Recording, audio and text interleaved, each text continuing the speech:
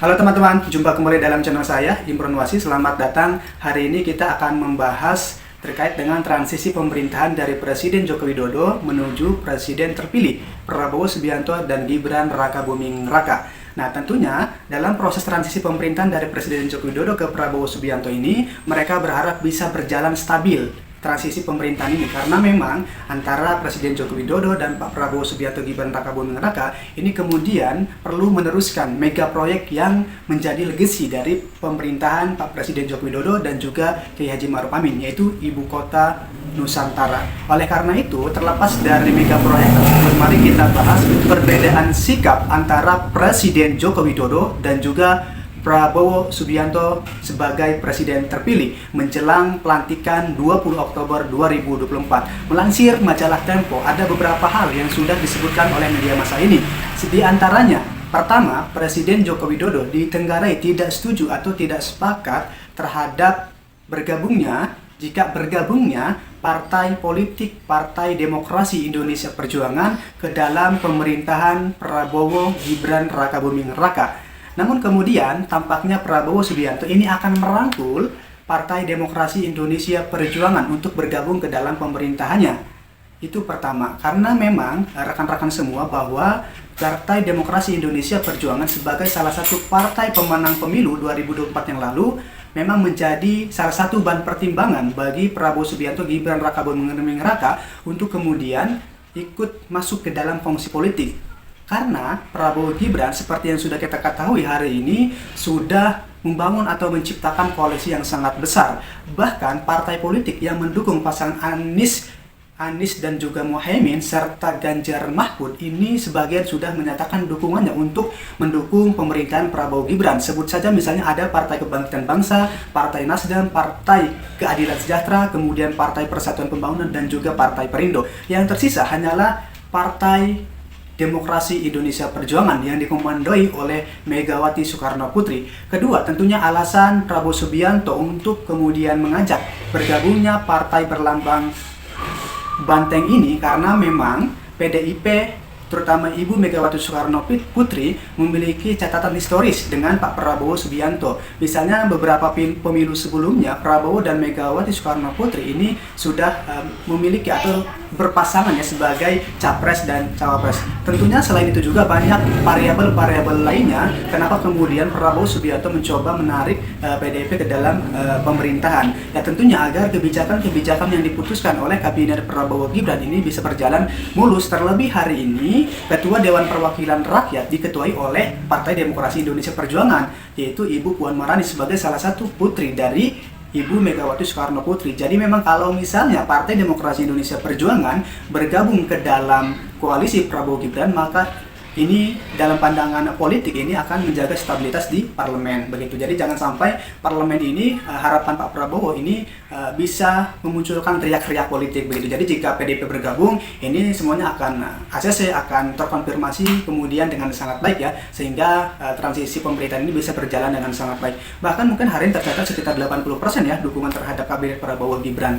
Nah, kemudian selain itu juga kita lihat dari aspek Majelis Permusyawaratan Rakyat, di mana di sana Ketua Majelis Permusyawaratan Rakyat juga hari ini diketuai oleh salah satu kader Partai Gerindra. Nah, dalam bahasa lain, dalam kacamata politik, dalam perspektif politik ini sangat terlihat sekali bagaimana Prabowo Gibran ini mencoba untuk menjaga kohesi antara lembaga-lembaga parlemen, yaitu DPR dan juga MPR ya, di mana Pak Prabowo berharap ini bisa berjalan dengan sangat baik antara DPR dan MPR. DPR misalnya tadi diketuai oleh Ibu Puan sebagai kader PD Perjuangan, sedangkan MPR diketuai oleh kader Gerindra ya, oleh kader Gerindra. Nah, oleh karena itu tentunya ini sangat penting untuk kita telas, dan kemudian Pak Prabowo mencoba untuk merangkul Partai Demokrasi Indonesia Perjuangan ke dalam pemerintahan agar tentunya tidak menjadi oposisi begitu ya. Tidak menjadi oposisi, tapi tentunya dalam konteks atau iklim demokrasi ini sangat bertentangan sekali teman-teman, karena memang demokrasi itu bicara tentang kesetaraan politik, kebebasan sipil, checks and balances, partisipasi publik dan lain sebagainya. Jadi kalau misalnya tidak ada entitas politik yang kemudian mengontrol kebijakan-kebijakan eksekutif, kebijakan-kebijakan pemerintahan, ini sangat sukar sekali untuk kemudian masyarakat bisa menikmati kebijakan-kebijakan yang pro terhadap kebutuhan-kebutuhan fundamental masyarakat. Oleh karena itu sangat penting untuk kita kemudian memahami relasi politik di antara hal-hal tersebut. Nah, oleh karena itu kenapa kemudian Presiden Joko Widodo melansir majalah Tempo tadi ini tidak setuju terhadap keputusan jika Pak Prabowo menerima atau bergabungnya Partai Demokrasi Indonesia Perjuangan ke dalam kabinet Prabowo Gibran. Meskipun di kabinet Pak Prabowo itu ada Mas Gibran sebagai salah satu putra Pak Presiden Jokowi, tapi lagi-lagi hak prerogatif untuk membentuk kabinet pemerintahan itu ada di komando presiden terpilih, yaitu Prabowo Subianto. Jadi memang hal ini sangat terlihat sekali bahwa ada relasi politik yang tidak berjalan sesuai harapan antara PDI Perjuangan dan juga Presiden Joko Widodo, alias mengalami kerenggangan politik.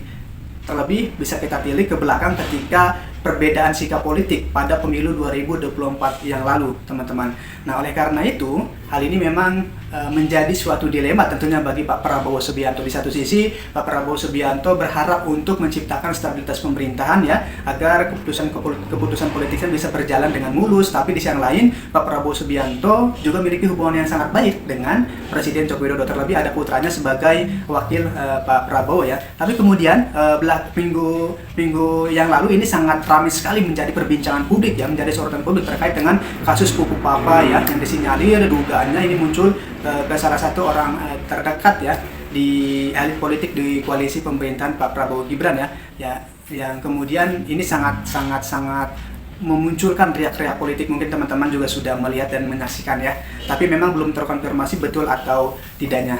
Nah, kemudian yang kedua, perbedaan sikap antara Presiden Joko Widodo dan juga Pak Prabowo Subianto ini terlihat ketika di satu sisi Presiden Jokowi diduga mendukung revisi Undang-Undang Pemilihan Kepala Daerah untuk memuluskan putra lainnya, yaitu Kaisang Pangarep yang hari ini menjabat sebagai Ketua Umum Partai Solidaritas Indonesia atau PSI, yang rencananya akan ikut pilkada ketika misalnya revisi Undang-Undang Pilkada itu diterima dengan sangat baik. Tapi kemudian Presiden terpilih itu Prabowo Subianto tampaknya ini menolak revisi karena memunculkan riak-riak politik, aksi unjuk rasa di Jakarta dan di beberapa daerah lainnya di Indonesia, sehingga memang di satu sisi Presiden Joko Widodo ini kemudian berharap revisi Undang-Undang Pilkada bisa berjalan sebagaimana mestinya karena memang mungkin akan mendorong putranya itu Kaisang Pangarep untuk maju di pilkada. Tapi hal ini kandas karena memang Presiden terpilih Prabowo Subianto ini tidak mendukung alias menolak karena memang memunculkan riak-riak politik yang sewaktu-waktu tentunya ini bisa berdampak, bisa berimplikasi terhadap transisi pemerintahan dari Presiden Joko Widodo ke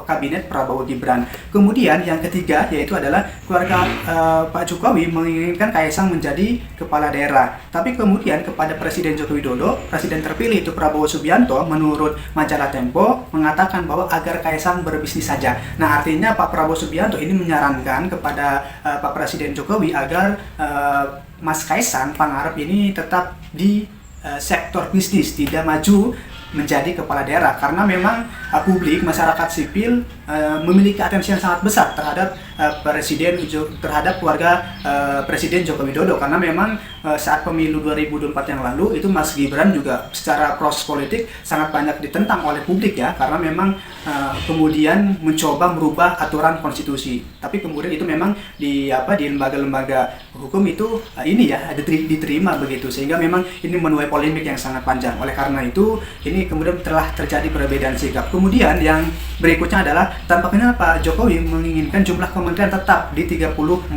Nah, tapi kemudian Presiden terpilih itu Prabowo Subianto merancang lebih dari 40 lembaga yang akan menampung partai politik pengusung maupun pendukung yang sudah mendukungnya pada pemilu 2024 yang lalu, maupun yang hendak menciptakan koalisi besar ya. Karena memang lagi-lagi kabinet Prabowo Gibran mau tidak mau memang harus menciptakan atau bisa mengakomodasi kepentingan partai politik, salah satunya itu dengan menarik atau memilih kader anggota partai politiknya untuk kemudian ditempatkan di kementerian atau lembaga-lembaga.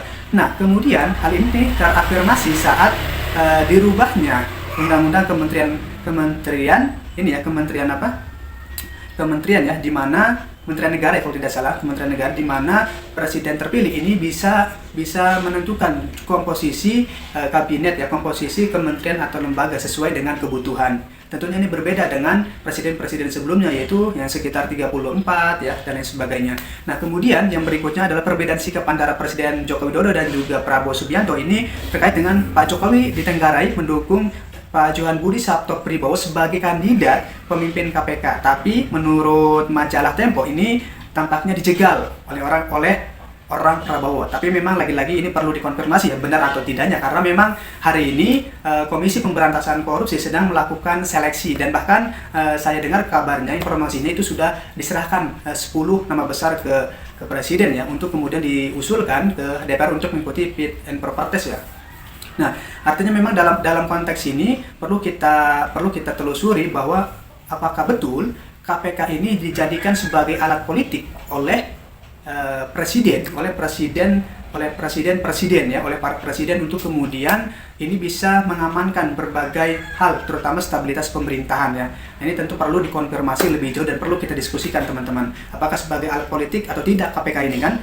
Apakah Pak Jokowi mungkin berharap seleksi KPK ini nama-namanya, komisionernya itu diputuskan sebelum pelantikan 20 Oktober. Nah, artinya memang kan nanti terlihat tuh afiliasi politiknya, berarti yang ikut ke kongsi politik Pak Jokowi ini siapa-siapa, dan kemudian misalnya ketika ini sesudah pelantikan 20 Oktober, nah tentunya Pak Prabowo Subianto toh yang kemudian tampaknya akan terlihat akan mendominasi siapa orang-orangnya di Komisi Pemberantasan Korupsi. Dan tentunya ini sebagai lembaga yang sangat penting, sebagai lembaga anti rasuah, KPK perlu menjaga marwahnya ya, integritasnya ya di mata publik, karena memang persepsi publik terkait dengan KPK juga perlu lebih ditingkatkan lagi ya, jangan sampai memang memiliki afiliasi politik terhadap elit-elit politik, karena memang nanti bicaranya selera kalau soal penindakan, soal hal-hal lainnya yang bersifat terkait dengan tindakan-tindakan praktik korupsi di Indonesia.